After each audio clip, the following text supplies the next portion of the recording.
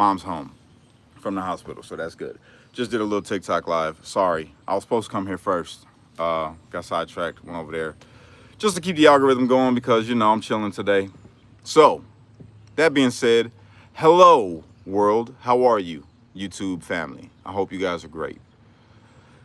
Just got done talking over there what I was talking about over here, but I'm going to reiterate just a little bit, right? So, thinking about like these mega churches, all these pastors, they got like everything, tons of money. Am I wrong for thinking that poverty and homelessness shouldn't exist in America? When number one, right? Number one, did you know that America is the most charitable nation per capita in the world? Like nobody is more charitable than Americans. And you see that when you look at the statistic of how many of them are believers or profess to be Christians. And the number is even larger per capita, right? Of what the portion of them are that are believers that are charitable in that whole group of charitable people in America. Now, if that's the case, then the stewards of said charity are mishandling the funding that they receive from the people of God. And that's self-evident.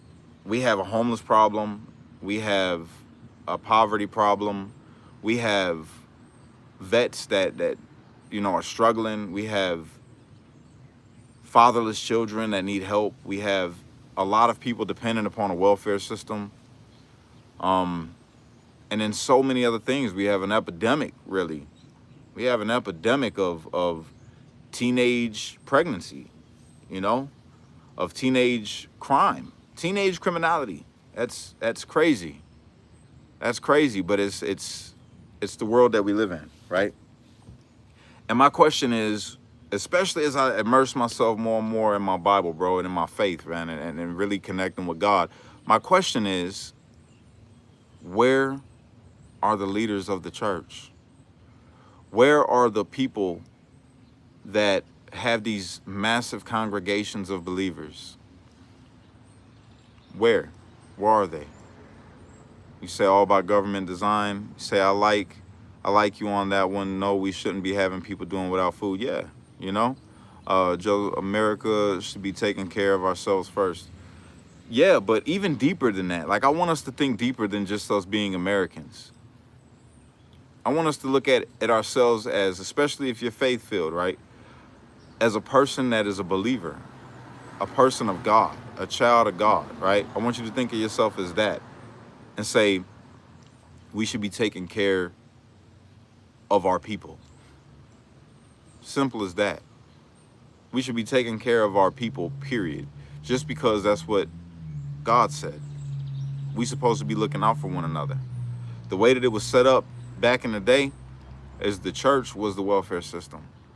But now we have these arguments about government and these arguments about social programs that really should fall into the hands of the church. It doesn't make sense that in a neighborhood where a megachurch exists, that there's poverty, that there's people struggling and hungry and homeless. That doesn't make sense. That should be an indicator of a bad pastor, as far as I'm concerned. That should be an indicator of the church not doing its job where it's at. Because if I was the leader of a church and when I walked outside my doors, I seen homelessness, well then my first thought would be, how can I meet this need? Lord, what can I do to help fix this situation? And then the logical step would be, okay, instead of buying a private jet, I'm gonna go ahead and build a building. I'm gonna build a rehabilitation center to help people get off of drugs, find employment, and have a place to stay until they get on their feet. You know what I'm saying? But we don't see that. We don't see that. And I feel that that's a problem. That's a real problem in our country. The most charitable country in the world, filled with churches on every corner, and depending on the neighborhood you go to. Well, I get to guarantee you this. You got a church on every corner in every impoverished neighborhood. Ain't that something? You got a couple things that you could find in an impoverished neighborhood. You could find gun stores. You could find liquor stores, bars, and churches. And Planned Parenthoods. Why is that? Why is that, do you think? You know?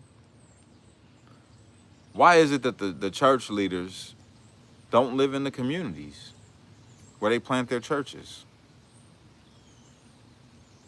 It's good enough for you to put a church there, but not good enough for you to live in? How come you don't see them out there the way I did when I was a kid, right? In my neighborhood. Shout out to Pastor Jay. He had Adopt-A-Block. You know? Where's the Adopt-A-Blocks at with these churches? Where they at? Why ain't they out there cleaning up the neighborhood? They used to make it safe for us to walk through our fields. You know, when I was a kid, there used to be like needles, used needles and broken bottles and all kind of just nasty stuff in the community. And Pastor Jay and the church, Pastor Scott, Pastor Dale, Pastor Rob, all these people, Penny, you know, like all these people would come out and they would pick people up that would organize and devote their time, their extra time to coming out to the community wearing these yellow shirts that said Adopt-A-Block, going out in a gang-infested community and cleaning it up. Where are they at now? Where are the churches out there doing this kind of work? Where are the churches that are open, you know, at breakfast time, lunchtime, dinner time, to make sure that these people have some food?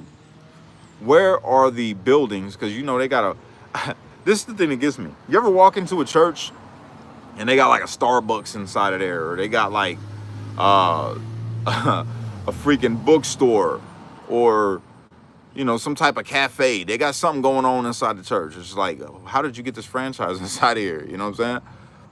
They got that in there, but when you walk outside the church, it's like, it's poverty. It's like, yo, that's crazy. There's hungry people out here. There's like, and you got a bookstore. Like, they can't eat the books, bro. You know? And it just makes me think about Jesus, man, when he walked into the temple and he turned over them tables with the money changers. Flip them. Boom. You have turned my father's house into a den of thieves. Walk in there, try to buy a Bible, boy, that Bible would be like $50. Crazy. What happened? The church that I went to, they used to give away Bibles. They literally would print the Bibles out and give the Bibles away. What happened to society? What has happened to the church? What has happened? Arlene the GOAT, your name looks familiar, Arlene. Your name looks familiar. I think I do remember you. But what happened, y'all? What happened? What happened to the church? What happened to the work that we was called to do? What happened? Since when did politicians become celebrities? There's this passage. Can you guys wait for a sec? I want to go grab my Bible. I want to read something to you. Can you wait here for a sec? 1 second.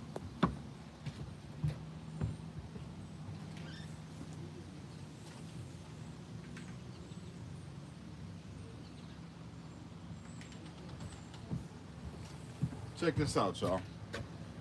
Check this out, right? This verse. Listen to this verse, all right? It's verse 5.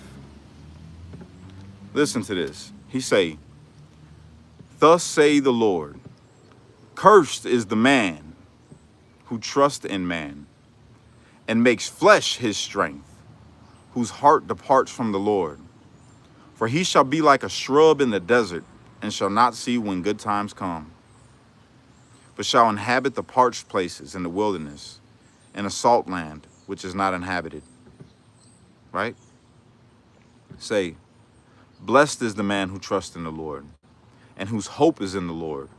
For he shall be like a tree planted by the waters, which spreads out its roots by the river, and will not fear when heat comes. But its leaf will be green, and will not be anxious in the year of drought, nor will cease from yielding fruit." Now, when I think about this verse, right? Listen to this. What's up, Chris? How you doing, my bro? Listen to my thought process on this, right? He compares the blessed man to a tree that's planted by the waters. Now, what does a tree do?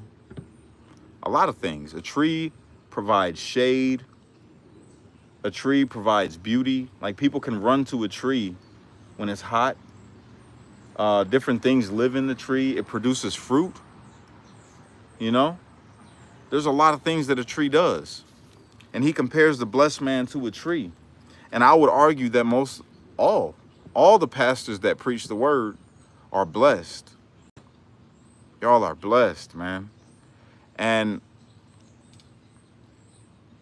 it's crazy to me that you're not producing fruit for the people that are standing underneath your shade.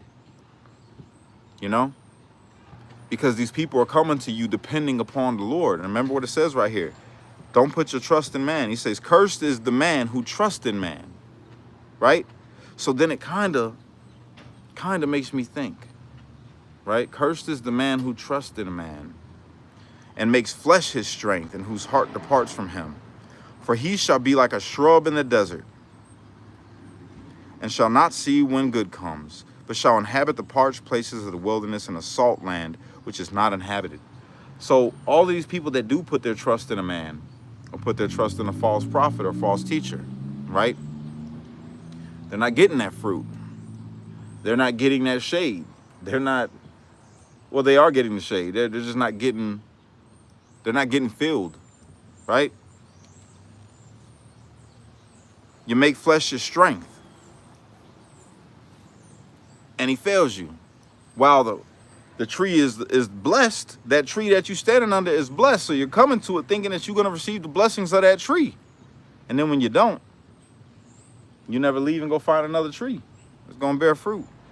And I feel like that's what's happened. I feel like that's what's happened with these churches, with these preachers, with these pastors. They've been blessed by God. They put their faith in God. This is what started their whole mission. It's what's took. You don't just say, I want to become a pastor without having that faith in God, right? That drive, that thing, that spark inside of you. And you get planted by that water. And your roots dig in. And you become this tree that's supposed to provide shade for the people that come to your tree. And fruit for them to be filled. But you don't. You withhold the fruit. Yo, from India, what's up? You withhold that fruit. You withhold that blessing that God put on you from the people. When you're overly blessed, like abundantly blessed, them blessings are supposed to, your cup's supposed to be so full that the overflow from the inflow, right? From the inflow of them blessings, the overflow is supposed to be what falls on the people around you. You know what I'm saying? That's what it's supposed to be. But it's become this popularity contest. Who can sell the most books? Which pastor can sell the most books? Who can have the best stadium? Who can fill the arena? Who can sell out the seats? And then don't try to get one of these mega pastors to come and preach at your church. No, don't you dare do that. They're going to charge you. What's that lady's name? She charges what, $3,000 for an hour? $3,000 for an hour to come and preach the gospel. That's crazy. I mean, I guess it's understandable. I could get with that. I'll be all right with that, with the charge. If you want to charge for you to come out, maybe for your travel expenses and your, you know,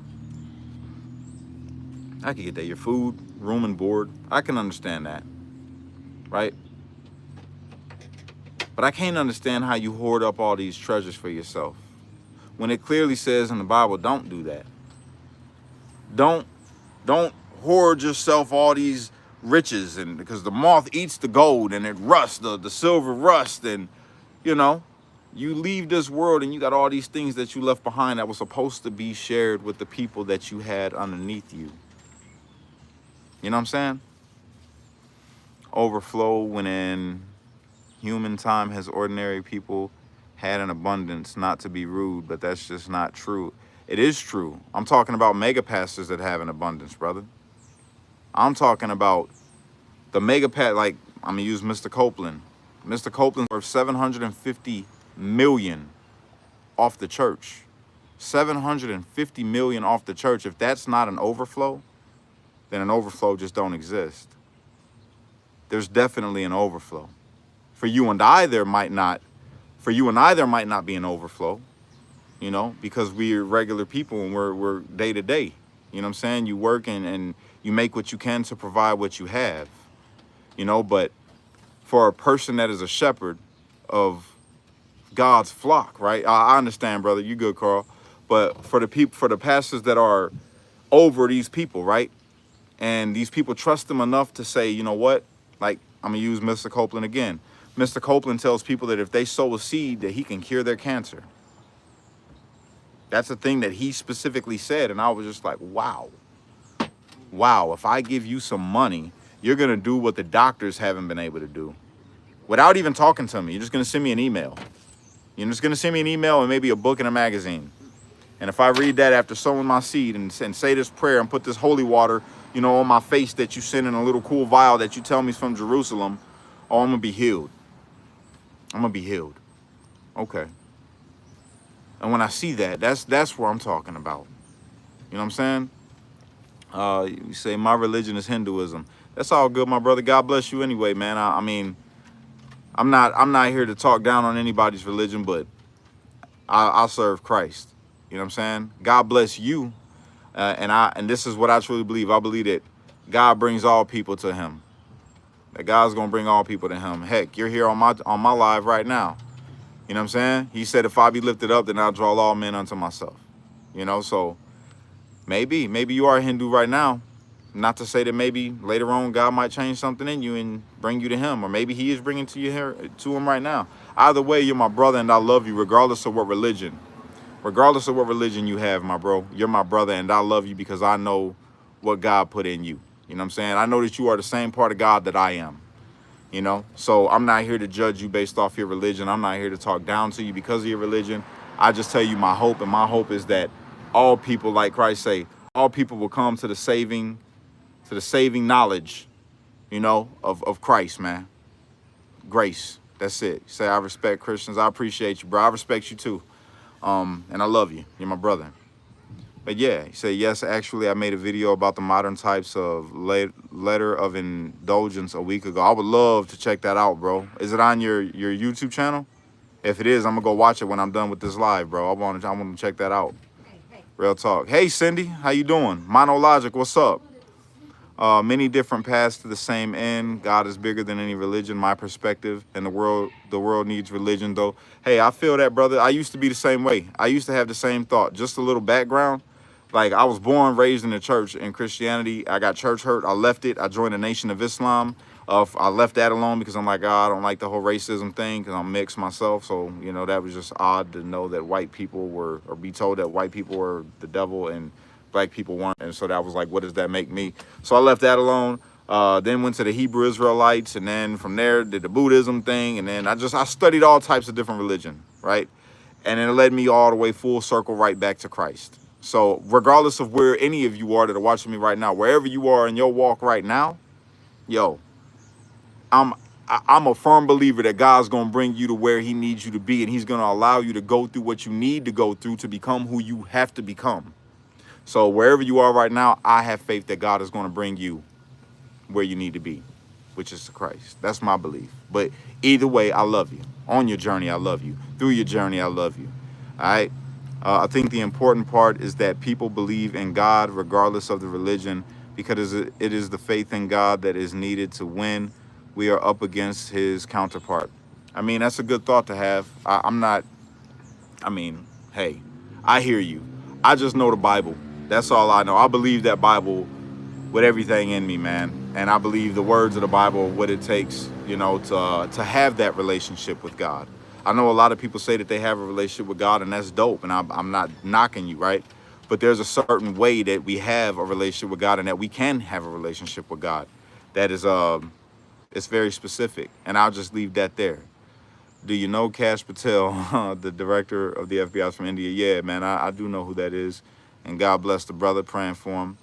Yes, we know Kash Patel. What we got in here? Kresge. Snake oil salesman. Yeah, there's a bunch of them, bro. There's a bunch of snake oil salesmen, and that's who I'm talking about with this video. That's exactly what I'm talking about, is the snake oil salesmen that exist in the world that get you to give their money, you You know, they'll tell you that if you give me your money, then you will receive a blessing from God. You know, that you've got to sow your seed in faith, and God is going to do that. And I can't get with that. I can't get with that. I feel you on that. Much love, friend. Yeah, much love right back to you, West Coast Wizard. I appreciate you, man. I appreciate you guys here that are watching right now. If you're not subscribed, yo, I would greatly appreciate it if you could subscribe to the channel. This is like what I like to do. I like to come on and talk. I like to show off my family and just, you know, connect with people. And if you could like the video, that would be dope. You know, that helps the algorithm. It helps the channel. So if you could give me a little like, thank you.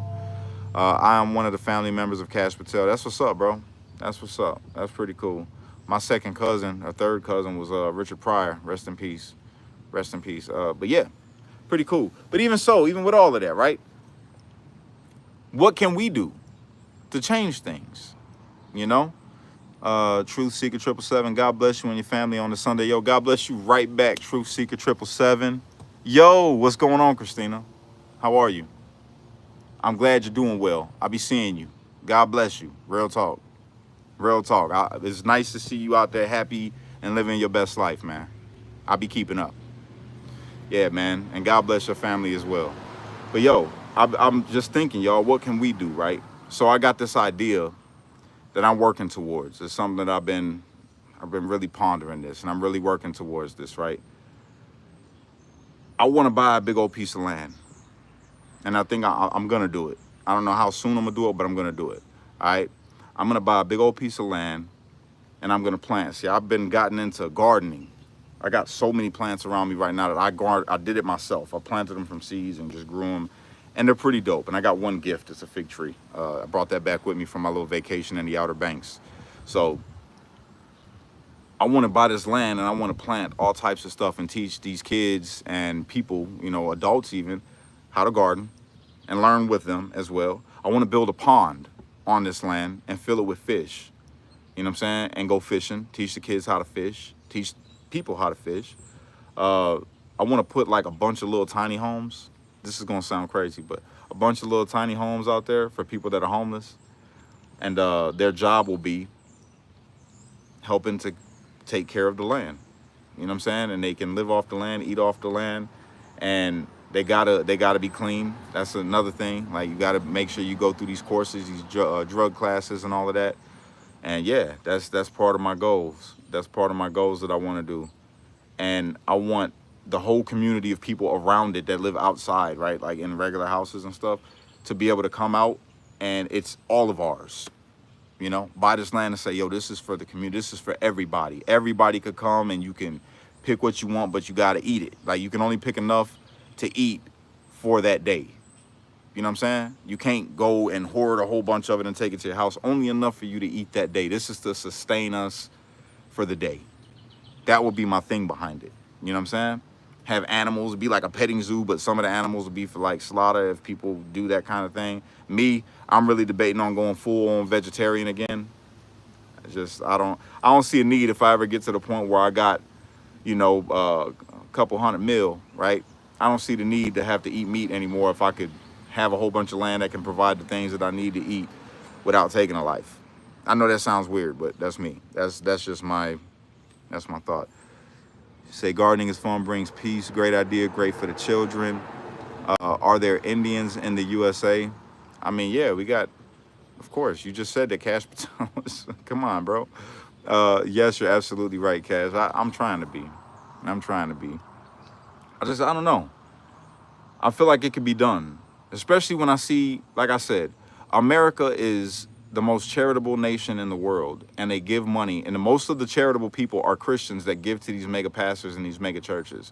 Given some people only donate because it's a tax write-off, and I'm aware of that. When I stood on a golf course, I was with millionaires, right, hanging out with them on a golf course. They invited me out for this guy that released this book. He was from the Philippines. He's an author, and he had this book called Honey Milk is Like Honey, or something like that. Good book. I read it. Really good book. And seeing that, they told me, they say, yo, do you know how a millionaire stays a millionaire, or how the rich stay rich? I say, how? They say, well, we all have 501c3s, all of us. and we're on the board for 501c3s, but we all make sure that we donate to each other. We donate to each other what we need for tax write-offs, and that's how we all stay. And I'm like, yo, for that's a thing? So he was like, yeah. So every millionaire that you will ever know is on the board of some type of 501c3. I did not realize that until I spoke with these guys. But it was real though, how they all have a community where they say, you look, we're gonna donate to each other. We're gonna make sure that all of us, we all look out for each other's thing, which their 501c3s are geared towards community work a lot of times and activism, you know. So I'm like, yo, that's brilliant. That is just, it's a brilliant thing. And I see these people do these things, but they would love to get behind the cause like I'm talking about. These same people that I'm talking to you guys about right now would love to get behind an idea like that would help not just people not be hungry and give people a place to stay, but it would also help the community. Because crime, you think about why crime is committed in the first place. It's because of poverty. People don't have, right? The people that don't have are willing to do something to have, and they're willing to do something illegal. I know because I used to be one of them. I was willing to slang, you know what I'm saying, out in the streets to make sure that my kids didn't go without when I was a new father. And that's the story of a lot of people in America right now. So imagine if we had a place like this, if you were driving through a community that they told you was bad, right?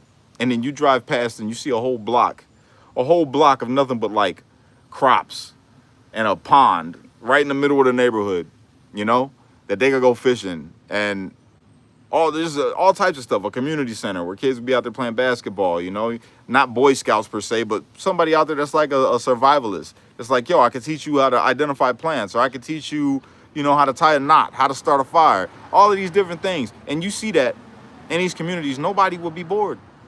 These kids will have something to look forward to, man, when they come outside. Say, yo, man, let's go hang out over here at our community pond. Let's go fishing in our community pond, you know? And it's privately owned, so you don't need a fishing license. You could just go in there and fish. And the only thing is you got to just help take care of it. That's it.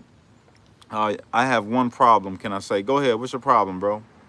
You say, sign me up. And yeah, that's what I'm working on. I'm working on something. I got to sit and talk with some people and see how we can make this thing a reality. Because right now it's just in my head. It's a vision. You know what I'm saying? Can anyone suggest me, please? Can I watch Dexter? I don't know what that is. That's the way it used to be here. Yeah, that's what I'm saying. It used to be that. We used to have community. We used to have people that cared enough to do things like this. But it says in that word, man, in the Bible, he says that in the last days, the love of most will grow cold. And we're seeing that happen. I've seen it happen big time. And like people, when I come on this platform, you know, not on this one per se, but on the other platforms, people get toxic. Cash, I have to lay down for a while. I have to have treatment on Wednesday, Thursday, Friday, so I'm tired, brother. Go ahead, Chris. We praying for you. Pray for you at church, man. I'm praying for you every day, brother. God bless you, man, and he going to bring you through. Real talk. He going to bring you through. Nice background. Thank you. I appreciate it. I'm right in my front porch right now, just chilling. In my country, India, Islam people are taking out our religion people. It's a sad thing. But that's sad, bro. That's sad. Real talk. But that's what happens when you got heretics. You feel me? That's what happened when you got heretics, man. When you got a religion that says that it's okay to take the life of somebody because they have a different religion. It should never be like that, you know? But with a strong community, that can't happen. You know, with a strong community, that cannot happen. And that's it. You say, nah, Cap, it's just a minority. What's just a minority? Shiva, what you talking about? Talk to me. What's just a minority? Even so, though, I think that we could really do some big changes in this world with just a small idea and a couple people dedicated. Just a couple people dedicated, man, to the vision. Changes everything. There's a lesson to be learned in the Tower of Babel. You know what I'm saying? The Tower of Babel, they said that the people had came together and were united. And they set out on a task of building this tower to the heavens. And they did it. They were doing it to the point where God took notice. You know what I'm saying? When God took notice, he said, yo, check them out down there. We got to go down there and mess up their languages, because if we don't, anything that they imagine will be possible. We got to stop this. So he went down there and confused their languages. You know what I'm saying? But they all came together, and God simply said, he declared this, that when man comes together, anything that they put their mind to, they can achieve. You know what I'm saying? Say, I'm different. I like when you talk like this and not your fake personality. I mean, this is me. Now, you talking about my skits? That's just for fun, man. I like making skits, you know? It's what I like to do. But I feel you. I'm glad that you liking this one, man. Wide receiver team, yellow. Yo, what's up, bro? Garrett Fresky, we got to stop trying to change the world and change ourselves. It's not external. Yeah, I feel you. I feel you. But that's the thing. When you do change yourself, for me anyway, I mean, with me changing myself from what I was into who I am, or allowing God to change who I am, these are the ideas that come to me, you know? And I feel like we can affect more change in that way. You know what I mean? Say, we can change, we can be the change we see in the world. We can be the example of what it looks like to have God in our lives. So when anyone else looks at us, they want what makes our lives so great, which is God. That's it. That's exactly it right there. Joe says, "Oh, we like it when they are having fun." Yeah, you know, I like doing my skits. My mom just got home and she says she wants to do a skit today, so we're gonna be creating a skit a little bit later. I just didn't want to do no editing today. I wanted to take a breather, take a moment, take a break from the office, because I've been in that, boy. So wanted to take a break and just reflect on here with y'all. You know what I'm saying? Say it starts from within. I agree. Yeah, that's it. It does. But that's the thing. We have so many people. That's my whole reason of why I'm talking about this right now, is we have so many people that are already changed from within. And then it just stops there. If we want to see more people reach the kingdom, right? Then isn't it on us to do the things that Christ did when he was walking? If we are already changed and we have Christ and we got the Holy Spirit within us, then what? What do? Does your work stop? Maybe. I don't know. I'm literally asking. What is it that because in me, what I feel God is telling me to do is this. It's like, yo, you got a vision, and that vision had to come from God, because it says that the steps of a righteous man are ordered by the Lord. So if I've been made righteous by the Lord and I'm doing everything that I can to stay within the narrow path, right? Well, then this thought got to be from God to have a desire to want to do something like this to change the community around me. And then they can look at that and say, yo, who did that? And say, oh, man, the church. God's people did that. God's people are the one that bought that land and made it all nice and are out there teaching the kids this and teaching the kids that. Well, why would they do that? Because they have God.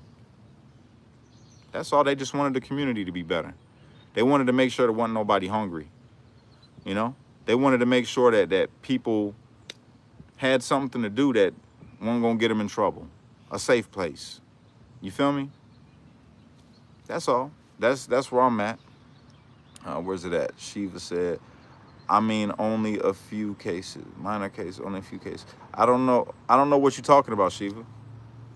I don't know what you're talking about. But that's just where I'm at, y'all. That's just my thought process. We gonna make it happen. I don't know how. I don't know how it's gonna come about. I couldn't tell you how it's gonna come about. But I trust God. I know God wouldn't put this thought inside of me and put this so heavy on my heart to make it to where it wouldn't come to pass. I know it's gonna come to pass, even if it's gonna be me saving up for the next year, 2 years, to be able to buy the land myself and get it done. I'm gonna do it. Christina said, good word, Cash. I appreciate you, man. I really do. I hope you're doing all right. Straight up. I don't know, y'all. I just be looking at life and just wanting to do more. You know, because my life is beautiful. I got a beautiful home, you know, a beautiful family, beautiful little garden, and you know, I planted. God made them produce for me. You know what I'm saying? I'm not struggling, but I feel like I got to do more. But to do the things that I want to do, I gotta have more. That's the crazy part. Gotta have more. So it's like God putting this idea in me, but I can't make it happen right now. So what am I supposed to do? Well, first you gotta see the vision. You gotta see the vision. I came across something that I wrote and put in my Bible, and it says, God's gonna provide the people. God's gonna provide the building. And that was what I wrote. That's what I wrote. God's gonna provide the people. God's gonna provide the building. And I wrote that back in 2019, and it's been sitting inside my Bible. And I look at it and I just think, like, whatever that is, I know he's gonna do it. Yeah, I know he's gonna do it. That's just where I'm at. Water the vision. That's exactly 100% correct. Water the vision. And that's all I've been on, man. And I've been reflecting a lot ever since I came back from North Carolina, man. I went out there and took that little family vacation. Sat on the Outer Banks. I swam in the Atlantic Ocean and just thought, like, I wish everybody could experience this, you know? I wish every single person in the world can experience this feeling that I'm feeling while I'm on this beach. Yeah. I don't know. There's got to be a way to make it happen. These people, these pastors, these people that, they're freaking almost billionaires, dude. If God could bless them with that, knowing that they weren't going to do right with it, I'll just be thinking, God, what is it that you're going to bless me with to be able to help the people, and I'm going to do right by it. I'm going to do right with it. I'm going to do right with it. You feel me? I'm not going to do wrong with it. I've done enough wrong. I've done enough wrong in my life. And ever since I came home from prison, man, when I first came home, y'all, I'm going to tell you, my head was messed up. When I first came home from prison, my head was all the way messed up. And I didn't even realize it until I got into life more and seeing, like, the things that I was doing and thinking and what I was trying to do, like trying to recapture the whole political following that I had. And it's like, you don't even really want that, bro. You don't really want that. What is it that you really want? I had to ask myself that. And I figured that out. What I really want is for God to be proud of me, because I know I'm going to die. I'm going to die one day. And I had to stand before God, and I want him to be like, yo, Cash, you was a screw up. You was a complete screw up, bro. You did so much messed up stuff. But then you finally heard me, and you got it right, and you listened. And you did exactly what I wanted you to do for the rest of your life. That's what I want God to say. You know what I'm saying? That's why I be trying so hard now. And I know it turned some people off that followed me before because they miss political ranting, cuss you out, Cash. And it's just like, I really don't got it in me to be that. Even when I get mad now, it's not the same. When I get mad now, I get mad at myself for getting mad. It's like, what you mad about, bro? This person saying something online, what you tripping for? Come on, man. You got bigger work to do. And I just be so focused. I be so focused, man. Focused on one thing, and that's just living right. That's literally my main focus. Focusing on living right. You know? If you don't ever screw up, you never learn, so you done good. Yeah. Yes, we all will, but only in God's time. Amen. That is it. Amen. Yeah. All day. And just so y'all know, Truth Seeker on here, man. I want to give a major shout out to Truth Seeker, man. Real talk, because that person was phenomenal while I was locked up. Looked out. Big time. Looked out, was there anytime and every time. So shout out to you. I really do appreciate you. Forever. Real talk. MBD, where has Casey been? I don't know. At home? Oh, no, I think he's traveling or something. I don't know what Casey got going on. Casey's doing something. He be doing his political thing still. You guys want to watch him, you could go on X, and I believe he got a YouTube channel as well, American versus the government. So y'all could watch Casey on here. He be doing his thing. We don't really do shows and stuff together no more because the politics to me is stupid. It's beyond stupid. It's over, you know? I can see how people just get divided, and I don't want to do that to people, you know? Yeah. That's about all I got, yo. I'm just chilling, enjoying my Sunday. Say, okay, good to know, thanks. Yeah, if you want to look him up, it's American versus Gov. America versus Gov. So, Yes, exactly. Cash doesn't do politics anymore. Nah, it's so stupid. It's no point, really. Think about it. It's really no point. That was a hard thing for me to realize, is that there's really no point in doing anything with this politics, because the only thing you do is end up building an echo chamber.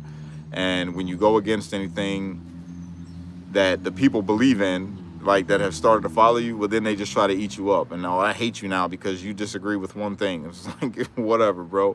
You have that. All right. I don't want it. Don't got time for it. The only thing that I do is got to do with politics is pray for our country, and I pray for our president. I pray for our president. That's it. Pray for our country. Pray for our troops. Pray for our president. That's what I do when it comes to politics. That's my contribution. You know. I'm sure most of us enjoy your family things. Y'all appreciate it. Straight up. It's okay to tap out of politics for a while. Yeah, yo, Jericho, it's needed, bro. It is needed. It's gotten crazy. You got the people that are MAGA and Trump supporters eating each other at this point. And I'm just like, this is crazy. I picked the right time to leave. I picked the right time to leave. You know, I put my faith above my politics. That's what I do. You know, a lot of people can't do that. You say you can't serve two gods. That's the truth. You definitely can't serve two masters. You're either going to love one and hate the other, or hate one and love the other. That's the truth, you know. But that's all I got, y'all. I'm pretty much done. I just want to come and say, hey, how y'all doing? Tomorrow, you know what I got to do? Monday morning, you guys, I got to get back in the gym, baby. I've been off for 2 weeks. I got to get back in that gym. Feel like I've been being lazy, but I haven't. I've been working hard in here trying to edit videos. So, hey, just a little quick thing to you guys. If you enjoy my content, and not just like the little lives and stuff that I do. I love doing lives with y'all, by the way. I know y'all think of this as me, like y'all helping me out, like me helping you out with saying the things that I say online, but it's really a help for me too. It's like, it's therapeutic to come on here and talk to you guys, for me, you know? Bro, do you even lift? Yeah, I lift, bro. Come on now. Of course I lift. If I took this shirt off right now, you would know I lift. But even beyond all of that, right? I'm trying to get the Sony FX3. That's my goal. I'm trying to get the Sony FX3. All the stuff that you see me film. So when you like, oh, bro, how did you do that? That looks so nice. And, you know, the visuals that I put into it. I'm going to tell you, I do all of my video, all of my cinematography is done on my iPhone 16 Pro Max or Max Pro, however you say it. I want to get the Sony FX3. The Sony FX3 is my dream camera. It costs $3,500. I just can't go and throw that kind of money around because I don't have that kind of money to throw around. And I'm trying to earn it from my content, okay? So if you want to help me to be able to get that camera so I can up my quality of my content level and put out some really cool short films, really is what I'm working towards. I want to do short films. If you would like to help me out with that, like this video. Go and like all of my videos, okay? Hit the share button. And if you're new to the channel, subscribe. That's all I'm asking, all right? That goes a long way. You might not think so, but it used to be how I earned my living was doing social media alone. I used to make $10,000 a month simply off my YouTube because of how many likes and shares that I got, all right? So if you guys can help a brother out by liking the video and sharing the video, like just click the share button and put it out wherever you want to share it to, your whatever social media you're on, I would greatly appreciate it. I enjoy these videos. Keep it up, Cash. I promise I'm gonna do my best. Please keep the family stuff coming. It's amazing, truly, or amazingly spiritually uplifting. Thank you. I appreciate you, Amber. This in action, really been out now to bed. I'm sure the Facebook now. I got you, Amber. Y'all, I'm gonna keep you in my prayers. All right, I appreciate you guys, man. I'm gonna sign off. I love y'all. Thank you for tuning in with me. I hope y'all have a fantastic day. Unite, don't fight, be a street light, because only you can be the change you wish to see in the world. And when you get too stressed out, you got to remember to pray, America, because without God, everything falls apart. That's just the facts, all right? I'm just the one giving it to you. I will catch y'all later. Peace.